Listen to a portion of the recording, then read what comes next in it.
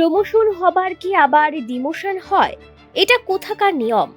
Promotion হবার পর বেতন ছিল ৬,৫০০, এখন একই লোকের ডিমোশন হয়ে বেতন দাঁড়ালো ৫,৫০০। এটা কেমন কথা? ঠিক এই প্রশ্নটাই তুললেন একজন অঙ্গনওয়াড়ি কর্মী মহিলা। একই সঙ্গে নাকি তাদের বেশ কিছু মাসের বকেয়া বেতনও বাকি রয়েছে। এইসব প্রশ্নগুলোর উত্তর জানতে বুধবার সমাজ কল্যাণ এবং সমাজ শিক্ষা দপ্তরের আধিকারিকের সাথে সাক্ষাৎ করলেন অঙ্গনওয়াড়ি কর্মীরা। তাদের অভিযোগটা আপনারাও শুনুন। আমরা যখন এনজিওর আন্ডারে ছিলাম তখন আমরা স্যালারি পাইতাম ৬,৫০০ টাকা। আর যখন আমরা সোশ্যালের সঙ্গে অ্যাড হয়েছি, অঙ্গনারী কামক্রেশ হয়েছি, তখন আমরা পাইতেছি ৫,৫০০ টাকা। কেন আমরা টাকাটা কোথায় কমলো?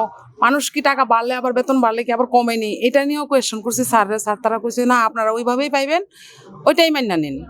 এটা কি করে হয়? মানুষ কি প্রমোশন পাইলে আবার কি ডিমোশন হয় নাকি? তাই এটাই আমরা কোয়েশ্চেন যে স্যারের কাছে, যে স্যার আমরা যখন ৬,৫০০ টাকা পাইতাম, এখন আবার কেন আমাদেরকে ৫,৫০০ টাকা দেওয়া হয়? আধিকারিক নাকি তাদের বলেছেন এই বেতনেই নাকি কাজ করতে হবে তাদের। এটা কেমন কথা? প্রশ্ন তুললেন মহিলা কর্মীরা। Bureau report, news now.